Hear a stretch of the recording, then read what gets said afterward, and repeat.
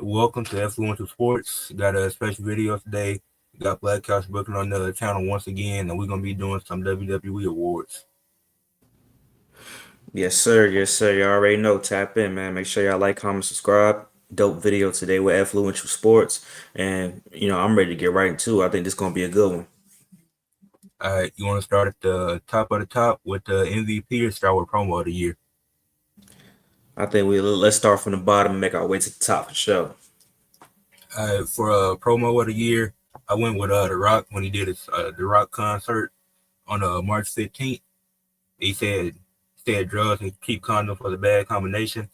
That was one of the funniest segments of the year, just building up that rivalry with him and Cody Rhodes going into WrestleMania. So I picked that for promo of the year. Facts, facts. I actually did consider that one as well, but I went with a promo that actually wasn't too far away from that promo. I went with promo of the year. I went with CM Punk, Seth Rollins, uh, March 25th, which was pretty much early on. Pretty much was the catalyst of where we are today, and I really, gave it to CM Punk was doing great with that promo against Seth Rollins. And then it came full circle today. If y'all don't know, we're recording this on 12:30 Monday Night Raw, where Seth Rollins got to get his get back and actually cut a crazy promo. So I definitely went with that one for sure. Yeah, that was in consideration too, because Drew was involved in it. Because it started Hmm. with Drew and Punk, and then Seth Key came out there like, "How y'all gonna make decisions about the world title match when the world champion not out here?" Facts. So yeah, I definitely think that was the one for me. But when Seth came out and him and Punk was going at it, that stole the show. Yep, for sure. We can move to return of the year. For this one, I don't think it was too many big returns, but I went with Roman Reigns returning at SummerSlam, building up the feud with him and Solo, and the dynamic of him keeping the title out of the bloodline. Because I think when Rock come back, he gonna make mention of that, how he kept the title away from the bloodline. Got you, got you. This one was one that I also had a hard time thinking about who to choose for this one, but I went with the Y6 because it was really the return of, think about it, mini Bo Dallas, Eric Rowan. When you see Nikki Cross in a long time, when you see Joe Gacy in a long time, and when you see Dexter Loomis in a very long time, he was off doing TV shows. That's how long we ain't see him. So I went with the Y6 because we got like a return of multiple people, and it was a good tribute for Bray Wyatt, and especially how they returned, taking out everybody backstage was dope. So I went with the Y6 for Return of the Year. I like that one. The Dexter Loomis came back with dreads. I didn't even know who he was at first. Yep, that's why I was like, oh yeah, this and how they did they had all the Firefly Funhouse mascots in the arena and stuff. I was like, oh no, this is dope. Yeah, for sure. Next, we got a surprise of the year. I think the biggest surprise for me was Jay Uso winning the Intercontinental Championship, especially because of the time that it happened. Braun Breaker ain't had it that long. So in this match, I'm thinking it's just another title match that Jay Uso finna lose. He'd be 0-8 or whatever. But he actually ended up getting the win, and I was really surprised by that. Facts, facts. So I'm gonna go outside of WWE for surprise of the year.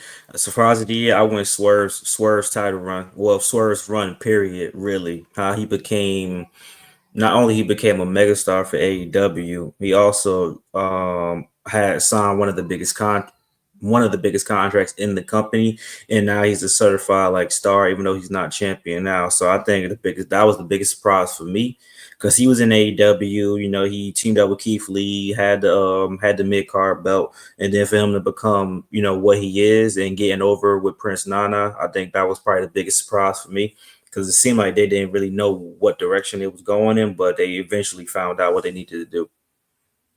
And that's valid. I think I had Swerve for the MVP for AEW this year. Like the stuff that he was able to do, it's like I'm so glad he left WWE and was able to get that opportunity to become what he is now. Facts. This Uh, one should be easy. Rookie of the year went with Braun Breaker for this one. The two-time Intercontinental Champion. The matches that he putting on has been great. Obviously, the promo skills still need some work, but I think that's gonna come over time. But Braun Breaker had a really good year. So I'm gonna go. I'm gonna go surprising one. And this one, it's kind of tough to say, but I'll say she's a rookie. I went Jada Parker for Rookie of the Year. Even without having a belt in NXT, she became everybody's favorite. Probably the best promo, natural promo in NXT, even better than the NXT Women's Champion. Had a great mid card feud with Lola Vice, no belt on the line, and I think she was a standout for NXT. Even though I think Lola Vice was the breakout star, most improved with a little NXT awards. I think Jada Parker should be considered the standout for NXT.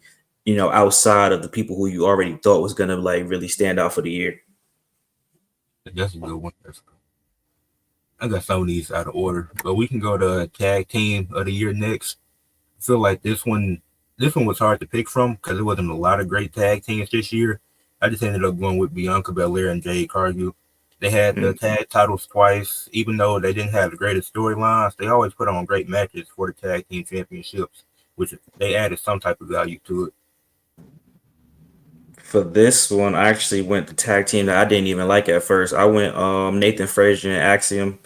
So at one point in time, they was really the only tag team that was like actually making waves and making moves because we had Judgment Day holding the tag team belts hostage on Raw, and then on SmackDown we was just passing the titles around from DIY to the New Bloodline to Motor City Machine Guns back to DIY. So there was, and then the women only started picking up around like before Crown Jewel and when Lash Legend, everybody got involved.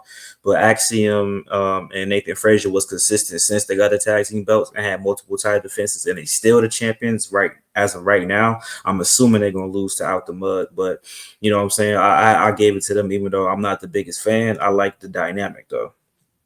I definitely had Frasium in consideration. The only reason why I didn't go them because I'd be tuned into NXT, but I don't be watching it each and every week like I do with the main roster.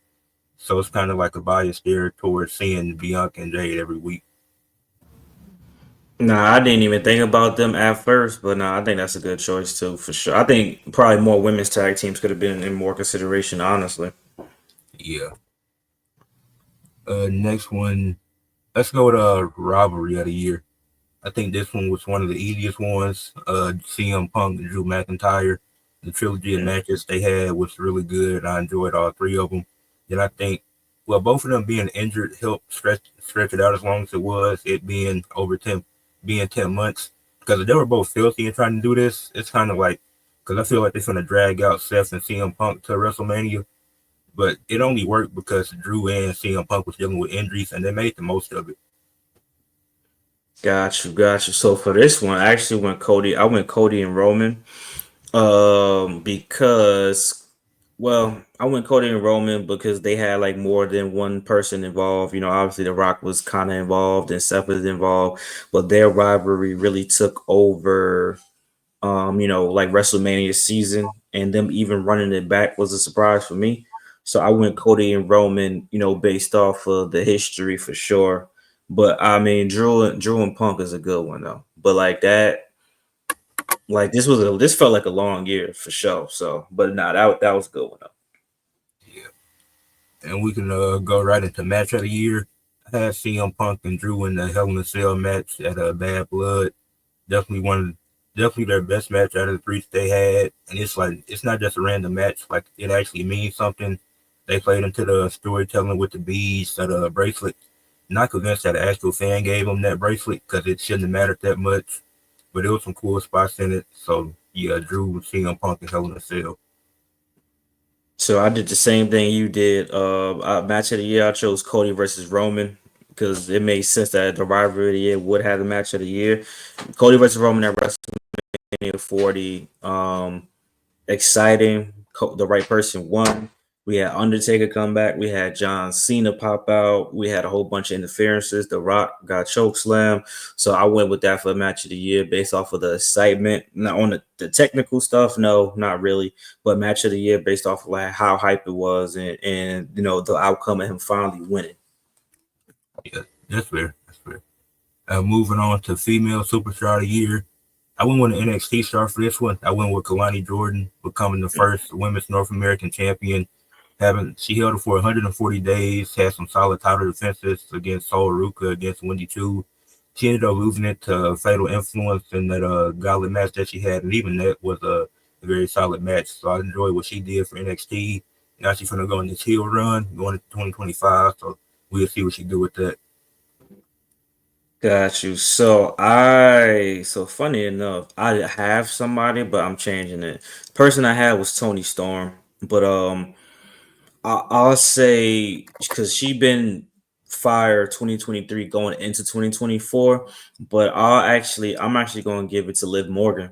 And I'm gonna give it to Liv Morgan because she redeemed her SmackDown Women's Championship title run, and the world title run. Not only she become Women's World Champion, she became Crown Jewel champion, beat Io Sky clean. People can say what they want. The feud has been dragged out, but I mean, she helped uplift, Rhea's profile. She made Rhea a bona fide baby face. She's not a tweener, and the stuff she did with Dominic at the end of the day, people enjoy it and people like it. So I'm actually gonna go with Liv Morgan. But another choice I would have went with Mercedes Monet, but the promo stuff is what threw me off. But definitely, I'm gonna go with Liv Morgan instead of Tony Storm and Mercedes Monet. Hey, yeah, I can see that. That's a fair argument for Liv Morgan. And really, logically, it would make more sense that Liv Morgan was the babyface in the storyline because Rhea Ripley attacked her first. But that's neither here nor there. And The Nia next, Jax could have been one too, honestly. yeah, because Nia Jackson really improved since coming back. Next one, most improved wrestler. Uh, Actually, I'm changing it. I had Dominic at first because he keep getting better each and every year, but I'm gonna change it and move him to second, and I'm gonna give it to Lola Vice. She started Mm. in 2023, making the transition to MMA to WWE. Not always the easiest, but it's like she just keeps getting better in the ring. She had the feud with Shayna Baszler, and that was cool. The stuff she did with Jada Parker was great, and I think 2025 gonna be a big year for her. For this one, I went somebody who didn't need to improve much, but I think from where he started, for when he first came back to WWE to where he is now, I went Karrion Cross. Because now Karrion Cross has hit his stride. He's doing great promos every single time he does a promo. Great promo. He's picked up more wins, and you know what I'm saying. He's finally that imposing character. So I think in 2025 he's gonna get a belt for sure. And him being the first one to beat the Wyatt Sixes, they came back. I think that's meaningful. So definitely went Karrion Cross based off of not even in ring stuff, but his character is finally working now. Yeah, that's valid. And they had to do something with them, so I think them getting that win against the Y6 was cool. And it's not like I know people try to say the Y6 was buried, but they lost because Paul Ellering interfered in the match. So it's like can't really complain about that. Right, and then if they win, then what? It ain't like they gonna get belts or nothing. They're just gonna be beating people. So they don't need to win every match, man. Like, Yeah. But the next one, PLE of the year, I went with WrestleMania 40. Really aside from the Jimmy and Jay match, which was absolutely terrible. Most of the matches hit. Both of the main events were great. You had the night one main event of the Bloodline versus Cody and Seth, and them losing, making night two a Bloodline rules match where you have all these guest appearances and stuff to make the match feel more special. Both of the women's world title matches were great. So just overall, that whole weekend was amazing. yeah, I went WrestleMania 40 as well. SummerSlam almost got it, but I really had to think about WrestleMania 40 was the biggest, felt like one of the biggest WrestleManias in the last few years, even though the last few WrestleManias been good too. But WrestleMania 40 definitely was the PLE of the year. I will say AEW, I will say All Out was it could have, but none could top WrestleMania 40. Everything went right except for the Jay versus Jimmy match, and the other matches was throw together matches, and it was still good. So What's the next one? Male superstar of the year. I gave this one to Jay Uso. Finally getting away from the bloodline, going on its own, getting super over with the crowd, leading the merchandise sales, winning the Intercontinental title. Even though he only held it for 28 days, he just did. He was amazing this year. yeah, I went Jey Uso too. The most over. um, on Raw, was able to carry Raw without a championship, um, get more of a reaction than Roman Reigns. I'm like, it's no way you can't go Jey Uso male superstar of the year, even with a short title reign. And even still now, with even tonight with him just coming out and everything like that, he's still like the most over on Raw. So I want to see what they do with him, going into 2025, if he's just going to become another tag team, back to his tag team roots. But I think he should keep fighting solo for a little bit longer if he could. Yeah, I agree with that. But I feel like they're gonna throw him back in the tag team with his brother. Cause I know Jimmy said he want to get some singles gold, which it'd be cool if they both got singles championships. But I don't see it going nowhere if it does happen. Nah.